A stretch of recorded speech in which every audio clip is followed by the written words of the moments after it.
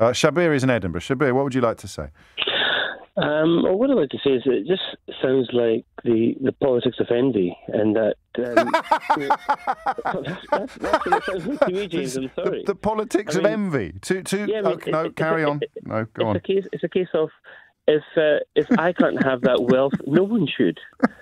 And we have to realise that people like the Jobs of this world, or the Gates, or the Musks, or the Bezoses of this world, they've created these companies from nothing at their own risk. And if they failed, they would have lost everything. And right now, they employ millions of people. Like, say, for instance, Amazon. I'm not sure how many employees they have, but it's well over 1 million worldwide. Yes. No one's suggesting that he should... I mean, he doesn't even need to give up any of his personal wealth, does he? It would just be the annual profits of the company that were diminished by paying people enough money. I don't know if you understand these words, Shabir. I don't know if you understand the words politics of envy, to be honest. But let's focus instead on keep up with inflation. Some of the poorest paid people in the country are asking that their ability to pay their bills stays the same as what it is now, while they are among the poorest paid people in the country, and criticising the fact that... Is that the fault of the employer, though? Yes, the wages are entirely... It's not really... Is it not? So who should they ask for a pay rise? No, James, it's not the fault of the employer that inflation is where it is. So who should they ask for a pay rise, then? Well, the government should subsidise a certain amount, without a doubt. If you pay your employees too much, James, it's quite simple. Where is the money going to come from for the government to subsidise? Will it come from taxes? Is it going to come from the employers? And if I point out Amazon's tax regime, would that be the politics of envy? Listen, I'm only indulging you because I'm feeling very warm and generous and the weather's outside, because you're obviously a ridiculous person who doesn't really mean what you're saying.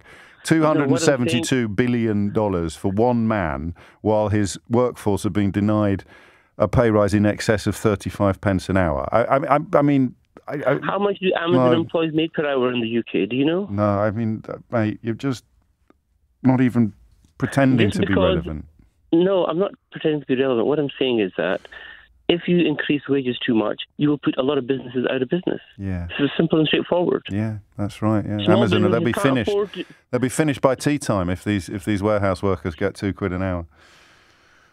I disagree with you what you're saying, but all I'm saying is that if you increase wages, if you keep on increasing wages, you'll put a lot of small employers out of business. Yeah. It's as simple and straightforward. So your response to a question about Amazon is to talk about fictional small employers or theoretical small employers? It's not. I'm not trying to defend Amazon. Right. What I'm trying to say is... You are, because you just said it was the politics of envy to criticise Amazon. Now, just let me remind you what happened 3 minutes ago. You just literally were defending Amazon. You phoned in to criticise people, criticising this specific model, Shabir. What I'm saying is, what has one man's wealth got to do with his employees? Well, he's given them employment. Nothing, Shabir. Jeff Bezos' wealth has absolutely nothing to do with Amazon workers. Nothing to do with Amazon workers. There's not a shortage of employment at the moment. Do you know what else? If these people aren't... Did you just say... Maybe you just said that. I wasn't really concentrating. Did you just say if these people won't work for this pittance, then there's plenty of people that will? I didn't say pittance at all. But you did make that point. If they won't work for this money, then there's plenty of people that will. I didn't say that at all. Oh, sorry, what did you say? There's plenty other employment available. Right, so if they don't like it, they can sod off then? Well, there's no shortage of jobs at the moment, is there? No, so they should go and find another job. If they know what they're signing up to. So no one should ever be allowed to ask for a pay rise? No, what I'm saying is... So who should be allowed to ask for a pay rise? No, people should be allowed to ask for a pay rise. But that's the politics of envy. No, you're twisting what I'm saying. You know that.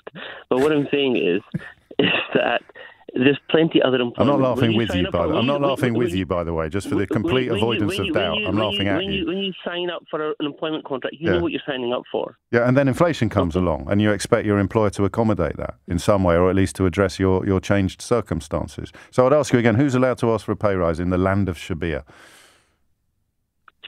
Everybody should be allowed to ask for a pay rise, but every employer has their limits. And how relevant to that employer's ability to provide a pay rise should the amount of money that employer has be, Shabir, do you think?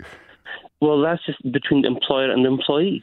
So if the employer is the richest man in the world and the employees are asking for something in excess of 35 pence an hour, then the wealth of the employer is relevant to the pay request. Well, Jeff Bezos doesn't run Amazon anymore.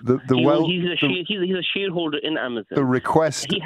Okay, you carry on. So let's just talk about the $15 a year, $15 billion a year profit then. I mean, is that relevant to whether or not they can afford to provide workers with a pay rise? Or is that politics of envy as well? Number one priority is to its shareholders. Without the shareholders, there would be no employees. Yeah.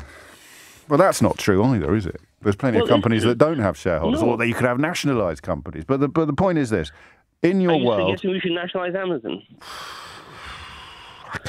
Please tell me. I could probably live with it, but you're distracting me now. I want to get back to the question of who's allowed to ask for a pay rise. Everybody's allowed to ask for a pay rise, and who's allowed to get one? Who's allowed to get one? Well, if the employer can afford it, they will negotiate one. If they can't afford it, then they won't. And can Amazon afford it? Well, that's between them and the employer. Them and the employees, rather. Yes, I know. You can't put everything. You can't put everything on the employer's So it's not the head. politics of envy then. It is, to a certain degree, it is, in the sense that you're pointing out that Jeff Bezos is worth whatever he's worth, several $1 billion, right? Well, so what if he is? I know. It's irrelevant. Without him, there would be no million Amazon employees. Yes.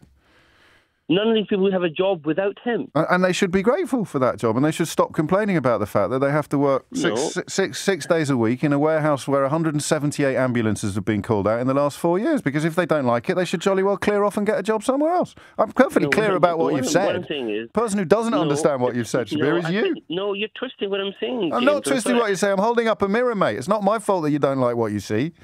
No, that's not what I'm saying. But it is perfectly comprehensible.